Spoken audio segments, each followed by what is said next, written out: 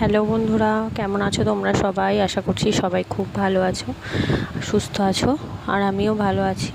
তো এখন একটু কাজ টাজ করে নিয়ে রান্নাবান্না করে নিয়ে একটু বসে আছি। এখন তো একবারে সমস্ত কাজকর্ম করতেও পারি না, কারণ শরীরটা এখন অনেকটাই খারাপ, মানে ভারী থাকে সব সময়। তো এখন বসে আছি, আবার একটু পরে কাজকর্মে হাত দেব। তো এখানে বসে বসে কালকে গেছিলাম ডক্টরের কাছে, তো ডক্টর যে ওষুধগুলো দিয়েছে সেগুলো এখানে বসে বসে দেখছি। আর আমার একদম ওষুধ খেতে ভালো লাগে না, সেই জন্যই আরও বারবার খুলে খুলে দেখি যে কটা হলো, কটা শেষ হলো, আর কটা খেতে হবে। তো সেই জন্য তো কালকে থেকে শুরু করেছি। 15 দিন পর, মানে 2 সপ্তাহের মধ্যে ডাক্তার আবার আমাকে দেখাতে যেতে বলেছে। আমার অ্যানোমালি স্ক্যানটা করতে হবে, সেটা ডাক্তার বলে দিয়েছে।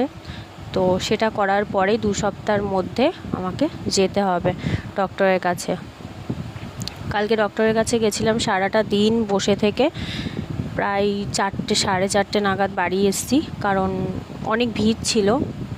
তো আর মানে ডাক্তারবাবুর এমার্জেন্সি ছিল, তো সেই জন্য। আর দেখো ওষুধগুলো আমি দেখছি যে আমার মানে একদমই ওষুধ খেতে ভালো লাগে না।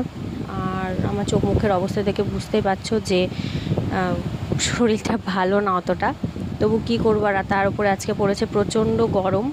আর কালকে রয়েছে জন্মাষ্টমী। কালকে একেবারে মানে পুরো সারাটা দিন খাওয়া দাওয়াও ঠিকমতো হয়নি।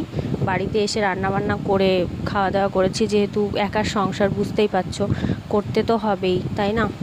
তো সেই জন্য। আর এখন এই যে বসে আছি, কিছু কাজ হয়েছে, কিছু কাজ বাকি রয়েছে, সেগুলো টুকটুক করে করি। এখন তো আমি বাড়তি কোনো কাজ করি না, সংসারের কাজগুলোই টুকটুক করে করার চেষ্টা করি। আর সাহায্য করার মধ্যে ধরো মেয়েটা আছে, আমাকে আমার ছোট্ট মেয়েটা যতটা পারে ততটা সাহায্য করে।